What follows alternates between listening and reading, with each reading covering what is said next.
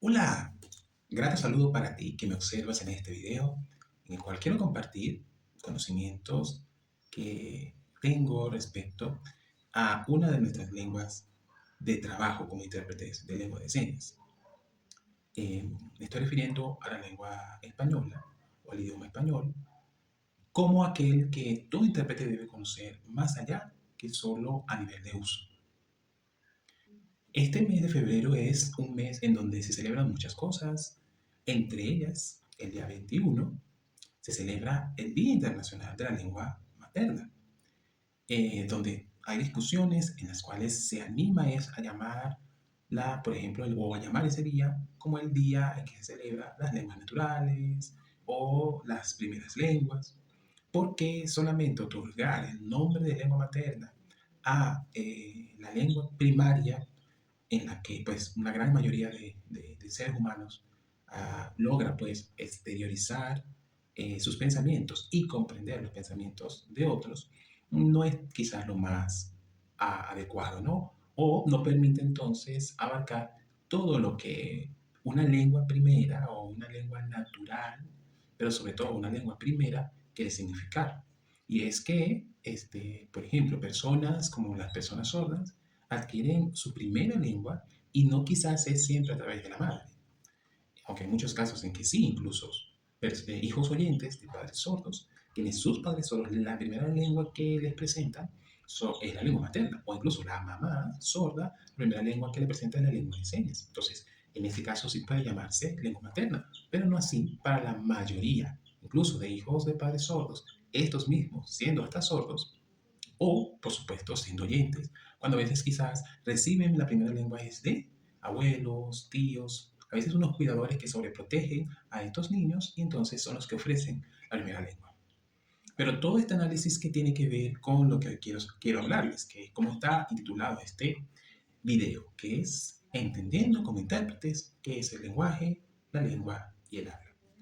Bueno, está relacionado con la necesidad de que como intérpretes profundicemos más en qué significa para nosotros, por ejemplo, el lenguaje que, digamos, está primado en nosotros, un lenguaje auditivo,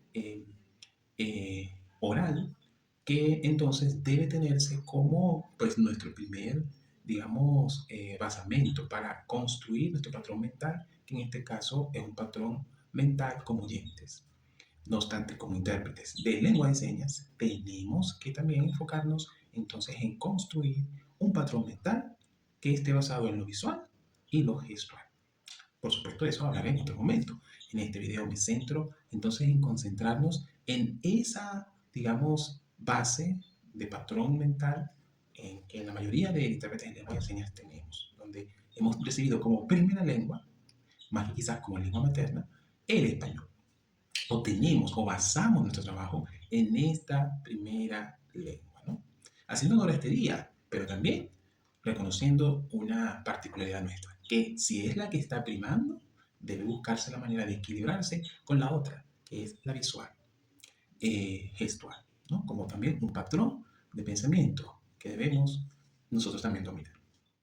Lenguaje siempre ha tenido cierta imprecisión por el hecho de que, por ejemplo, se dice que hay un lenguaje matemático, un lenguaje químico, un lenguaje culto, un lenguaje vulgar, un lenguaje informático, el lenguaje de las computadoras. Eso crea una ambigüedad en cómo se puede entender este término.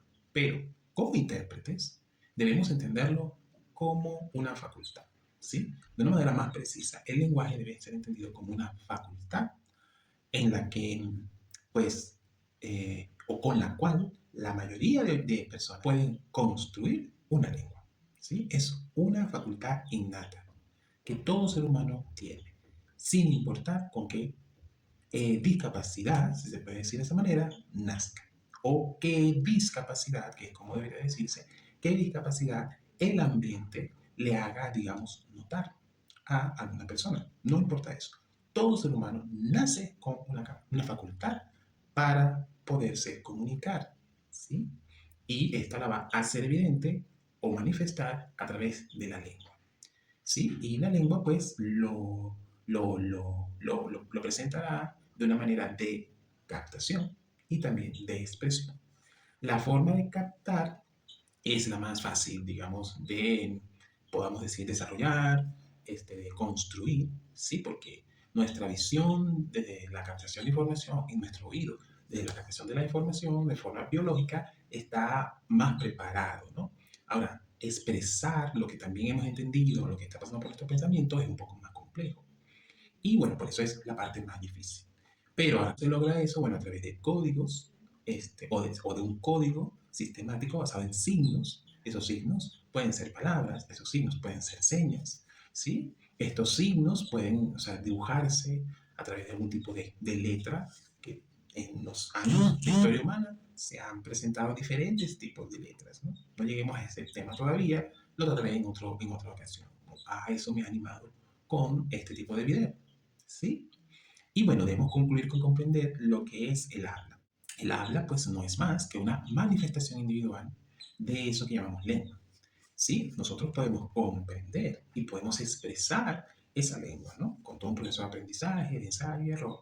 Pero cada uno, incluso después ya de una edad, pónganse 4, 5, 6 años o más, manifiesta una forma particular de habla, en donde ya no imita la forma de hablar del otro, sino que lo expresa como de forma particular lo puede hacer, ¿sí? De forma individual.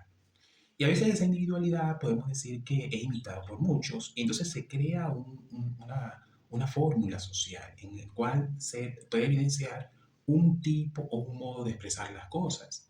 Es lo que entonces también se puede denominar dialecto o una variante dialectal. Y eso pasa con todas las lenguas. No hay lengua que escape a eso. Pero con esto pueden hacer algo que se le llama norma.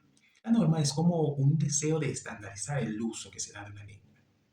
Y eso es bueno porque crea una cohesión, o por ejemplo cuando hay cierto malentendido entre lo que está comunicando o hablando de forma individual a alguien y cómo lo está entendiendo el otro, entonces la norma ayuda a saber o a definir cómo entonces decir algo para que se entienda como se desea, ¿no? Y entonces de esa manera evitar confusiones y problemas y hasta guerras.